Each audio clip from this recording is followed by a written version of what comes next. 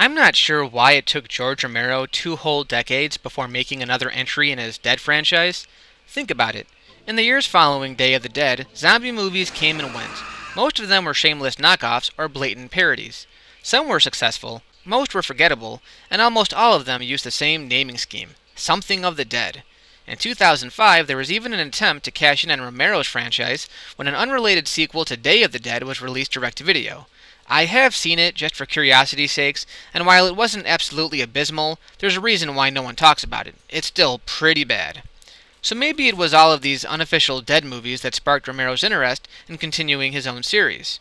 It's kind of profound to think that there was such a big gap between Day of the Dead and Land of the Dead, and yet in 1 decade we've seen 3 brand new Romero Dead films, and this one's probably the best of the new ones. It pretty much continues the story where the others left off. The zombie plague is still spreading, and upper-class society has locked itself away in a virtual paradise called Fiddler's Green that has yet to become tainted by the virus. A group of rebels led by John Leguizamo makes its way to the city while being pursued by the zombies, which is a different direction for the series. In the past films, the zombies seem to be incidental hindrances, simply there to annoy the heroes. In this one, the zombies actually have a vendetta against the humans. They're pretty much separate from the humans, who spend most of the time fighting each other. Eventually, Leguizamo threatens the big boss of Fiddler's Green, a politician named Kaufman, played by Dennis Hopper.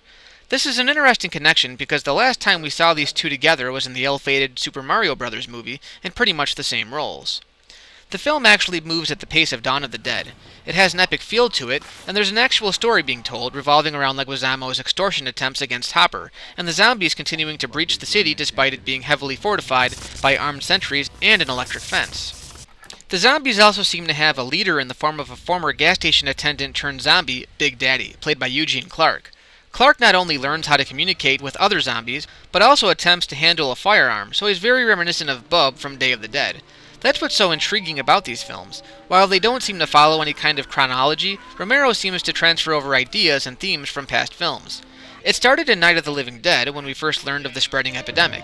It was that film that established that the only way to kill a zombie was by a serious head injury. Then in Dawn, we learned that even in death, zombies will attempt to perform the same habits that they performed in life. In Day, attempts were made at making the zombies more civilized, so it would only seem natural that in Land, that concept would be carried over yet again, resulting in a very intelligent zombie that tends to hold a grudge.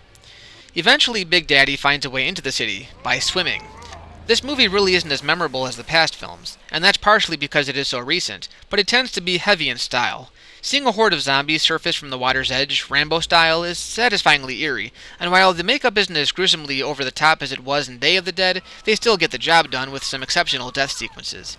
All that blood and guts is still present and accounted for. This is one of those zombie movies that attempts some things with CGI, which I've always been opposed to in a horror film. The CGI effects generally draw attention to themselves, but I can at least see what they were going for. They tried giving most of the zombies their own unique looks, and I guess some of it they decided to try with CG to go the extra mile. I still feel it was unnecessary, but it isn't a huge flaw either. It's also nice to see it pay homage to the earlier films.